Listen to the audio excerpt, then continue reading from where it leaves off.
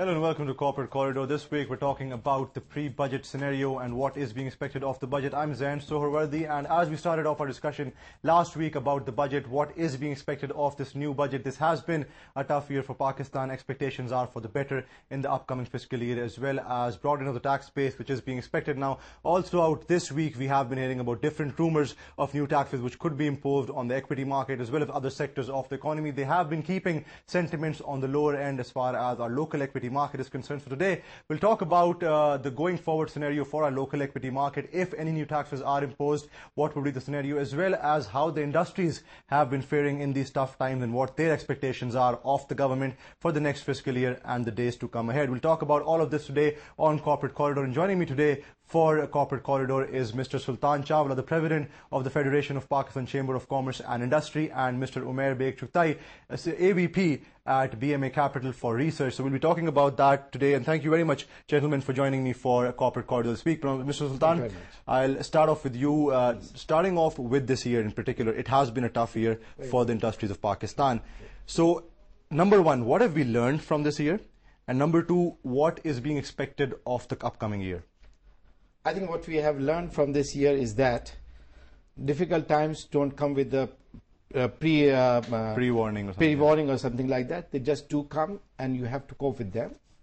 And the resilience of a nation is determined with the way that they react to adverse situation.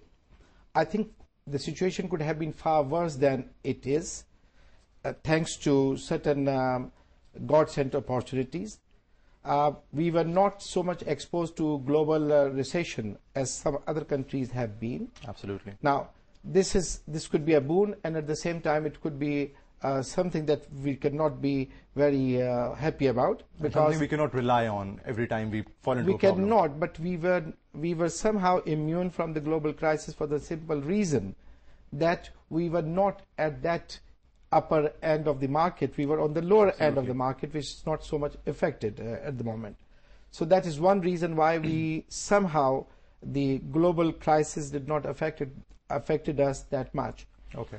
But then the things that have hurt us most are things that we could have managed better. For example, the energy crisis that we are experiencing on day basis. This is something that was long in the coming, which could have been forecast much earlier, was forecast, but nothing was done in time. So that is something that has been a man-made disaster as far as we are concerned. True. The second area in which we have not done so well, and we could have done better, is keeping the cost of doing business at manageable levels.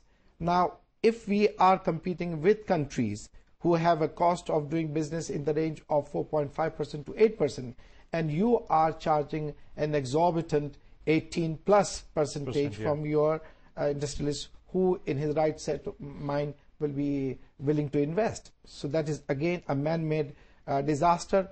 The reason why the interest rates were kept at that high was that they wanted to control inflation. Absolutely. But it was not an inflation which was brought about by an expansionary monetary policy. It was basically a shortfall on the supply side. The bad performance of our agriculture, which was performing at the rate of 5 to 6% in the previous years. And the high amount of government borrowing which resulted in and the high amount of government borrowing from 1.125 billions of rupees borrowing in 2006-2007. The government borrows 550 billion rupees. Absolutely.